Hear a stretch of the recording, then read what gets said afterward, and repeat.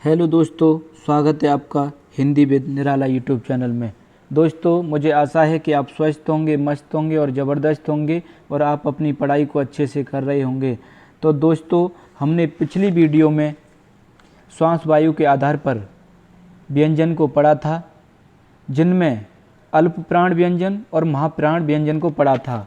और इस वीडियो में हम पढ़ेंगे नाद या कंपन के आधार पर व्यंजन। तो दोस्तों, मैं बता दूं आपको, नाद मतलब आवाज़ या कंपन के आधार पर व्यंजन को दो भागों में विभाजित किया गया है। मैं मौखिक रूप से आपको बता दूं, नंबर 1 अघोष व्यंजन और नंबर 2 सघोष या घोष व्यंजन। तो सबसे पहले हम पढ़ेंगे अघोष व्यंजन के बारे में। दोस्तों, हमने ये आपको बता ही दिया है कि नाद या कंपन के आधार पर व्यंजन, और इसके मौखिक रूप से हमने प्रकार भी बता दिए हैं। तो सबसे पहले हम पढ़ेंगे अघोष व्यंजन। अघोष व्यंजन कौन कौन से होते हैं? दोस्तों, वे व्यंजन वर्ण जिनका उच्चारण करते समय स्वर तंत्री में नाद या कंपन उत्पन्न नहीं होता है, अघोष व्यंजन कहलाते हैं। दोस्तों, जब हम जिन वर्णों का उच्चारण करते हैं और उच्चारण करते समय हमारे अंदर कोई कंपन नहीं होता है, या ऐसे कहें कि जिन व्यंजन का यानी जिन वर्णों का उच्चारण करते हैं और उच्चारण करते समय हमारे अंदर किसी भी प्रकार का कंपन नहीं होता है, हमारी मांसपेशी या स्वर तंत्री किसी भी प्रकार का कंपन उत्पन्न नहीं करती हैं, उन्हें अघोष व्यंजन कहते हैं। दोस्तों, हम इसके बारे में आपको विस्तार से बताते हैं कि अघोष व्यंजन कौन कौन से होते हैं। अघोष व्यंजन, दोस्तों, हमने अल्प प्राण में एक बार आपको रिवाइज करा दूं कि हमने अल्प प्राण में पहला, तीसरा और पांचवा वर्ण लिया था प्रत्येक वर्ग का, और महाप्राण में हमने दूसरा और चौथा वर्ण लिया था। तो दोस्तों, हम पढ़ रहे हैं अघोष व्यंजन। अघोष व्यंजन में हम प्रत्येक वर्ग का पहला, दूसरा यानी पहला और दूसरा एवं ऊष्म व्यंजन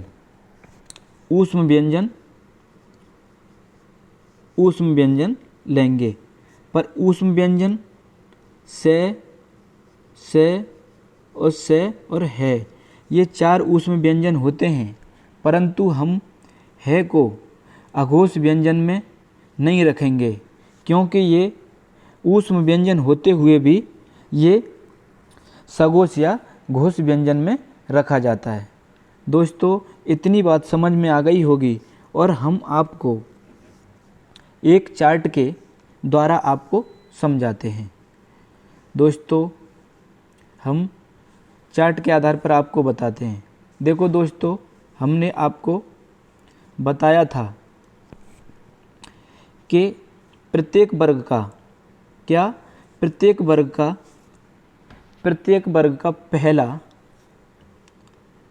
दूसरा, प्रत्येक वर्ग का पहला और दूसरा वर्ण लेते हैं।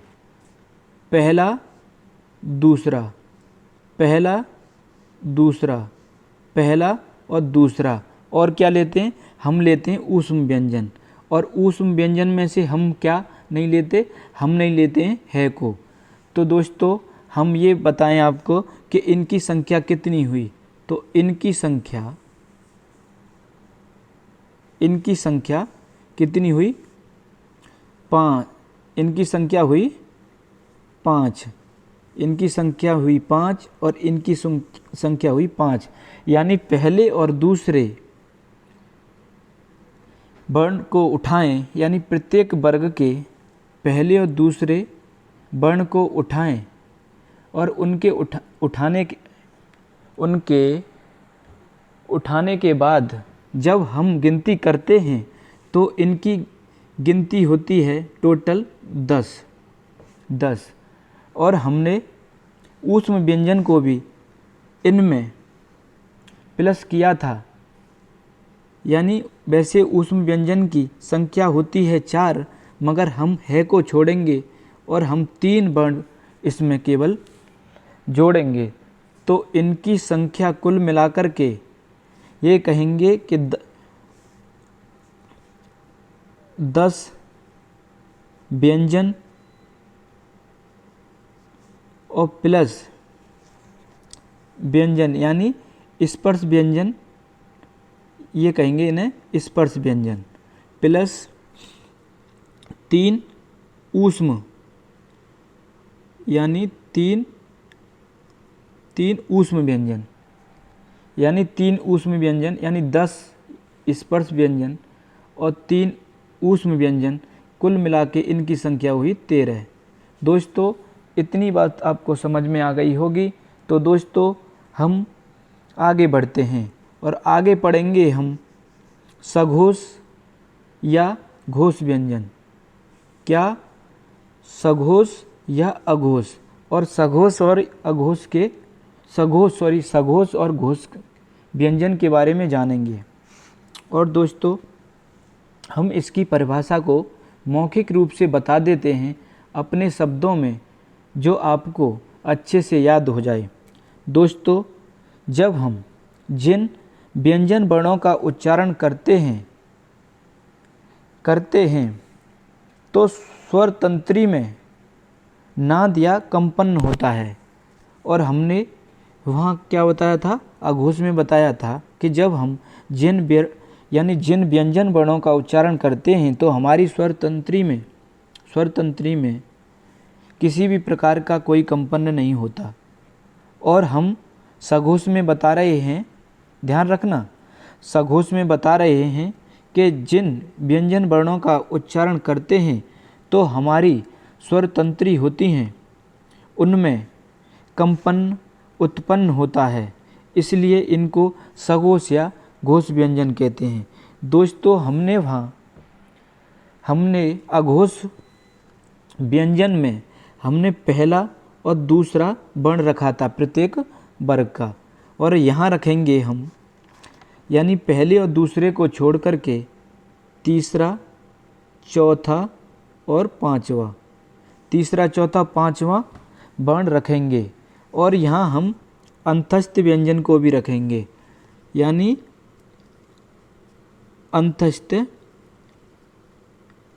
अंतस्थ व्यंजन को भी रखेंगे। और ऊष्म व्यंजन में, यानी जो ऊष्म व्यंजन में हमने वहाँ है को छोड़ दिया था अघोष में, हम यहाँ उसे भी प्लस करेंगे, यानी रखेंगे, यानी जोड़ेंगे। और जो अब बचे हमारे सभी स्वर, तो हम यहाँ सभी स्वरों को भी रखेंगे, यानी सघोष या घोष व्यंजन में तीसरा, चौथा, पांचवा वर्ण, यानी प्रत्येक स्पर्श व्यंजन के प्रत्येक वर्ग में से तीसरा, चौथा, पांचवा वर्ण और अंतस्थ व्यंजन, और हमने जो अघोष में है को छोड़ दिया था, है को हम यहाँ रखेंगे और सभी 11 स्वर होंगे। तो इन सभी को किस में रखते हैं, सघोष या घोष व्यंजन में। इतनी बात आपको समझ में आ गई होगी। और अब हम चार्ट के आधार पर आपको बताते हैं।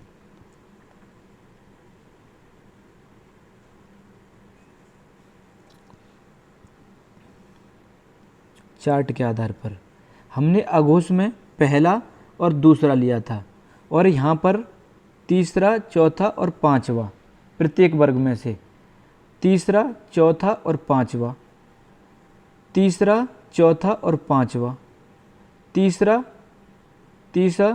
चौथा और पांचवा, तीसरा, चौथा और पांचवा, यानी तीसरा, चौथा और पांचवा हम इनकी संख्या को बताएंगे।